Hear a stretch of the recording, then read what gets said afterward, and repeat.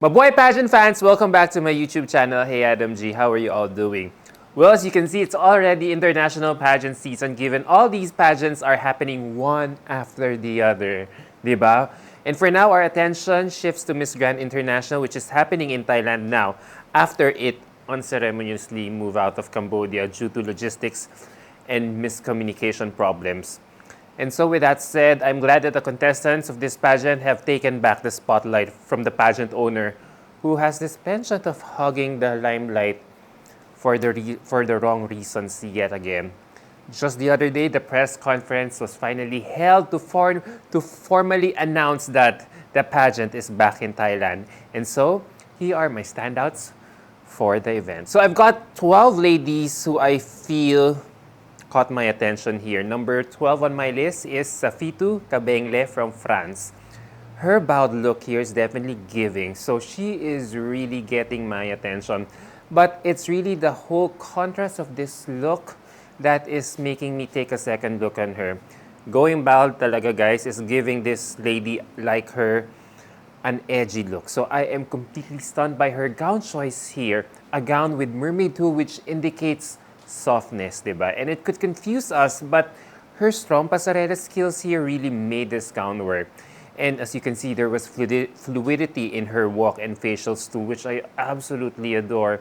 Maybe it also helps that she is also wearing a white collar for her gown, so all the more I am appreciating her skin tone.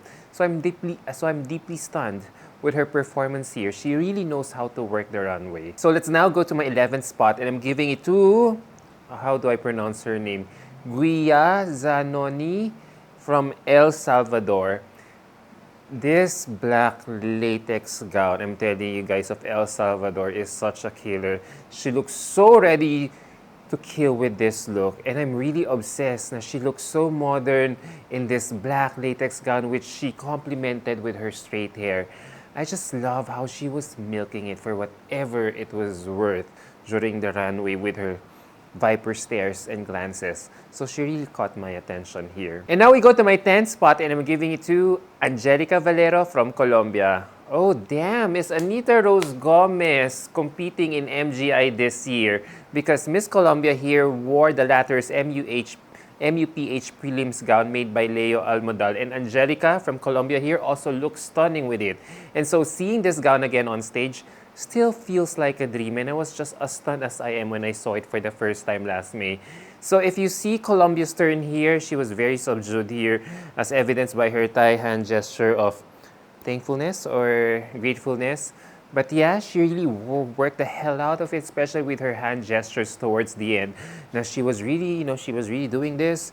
She did, and yeah, she did great. And I noticed that, but there was no more wow factor as we have seen this gown before. But I heard that Miss Colombia bought this from Leo Almodal. So I'm just happy that beauty queens from abroad like her get to appreciate our artistry in pageantry. And now we go to my 9th spot, and I'm giving it to Arlette Rugel from Peru. Gosh, the flip at the start of her turn here is enough to make me sizzle on my seat. This Reina Hispano queen was just oozing with so much stage presence talaga, sex appeal and energy, and I love how she was so fluid as well with her facials, from her smile to smiles while doing those subtle hair flips and hair pose in the middle. So it really feels like a perfect portrait shot. So she had a moment right here. This lady really wants a back-to-back win for her country, and the third one if she successfully pulls it off. Diba? Ang galing lang talaga. What's with the Peruvian queens lately, and they have all been killing it so far. And now we go to my 8th spot, and I'm giving it to Mario Felix from Dominican Republic. Oh my gosh. Since I am not really invested in following this edition, I was really surprised that I am seeing a familiar face in this contest. Mario represented her country in Miss Intercontinental a few years ago, and I got to meet her at the sidelines of Miss Universe during Celeste's time, and now she is back better and stronger in this pageant. And what I love about her here is how she was perfectly styled here from head to toe in this red cape gown which highlighted her elegance. And as she walked, as you can see, I love how the camera really captured the beauty of her face, which really made me appreciate her caliber as a contestant. Perfect pose, perfect walk. She was divine. all throughout her presentation. And now we go to my 7th spot, and I'm giving it to Akisha Albert from Curacao. You can never miss this lady talaga with the pop of color that she brought on stage. Akisha Albert, being the pageant veteran she is, really knows how to make a splash on stage. This yellow structured gown was elegance personified on stage with her signature bun to give it a more elegant touch, but with a twist.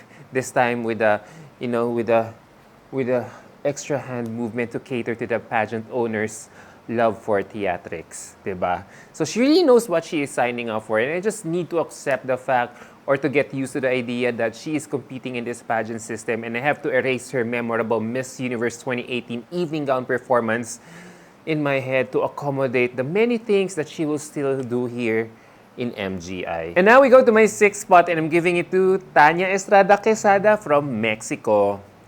Ganda ng face niya. Love the beauty of her face here. This lovely Mexicana was just alluring with her turns here from start to finish.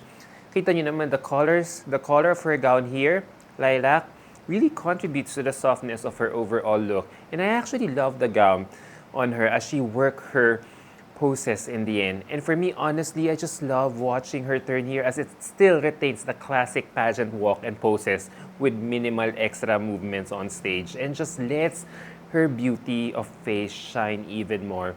In other words, Mexico didn't overdo it. So that's why I appreciate her here in this round. And now we go to my 5th spot, and I'm giving it to Susana Medina from Spain. I just love this girl. Another lady who mesmerized me on stage. Spain has to be in this year's top 5 talaga just by how stunning she always looks, both on or off stage.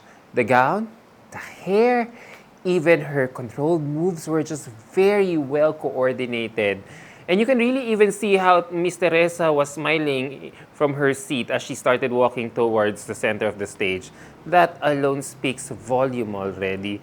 So I wouldn't mind if this girl wins. Susana kept her hand gestures in minimal display, so I really, really appreciate her performance here. And now we go to my 4th spot, and I'm giving it to, no surprise, Rachel Gupta from India.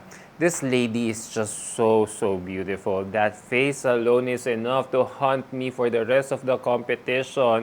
What I love about Rachel's performance here, just like Mexico, is that she just let her facial beauty shine more than her extra hand movements or extra poses that we have been so accustomed to seeing in this pageant.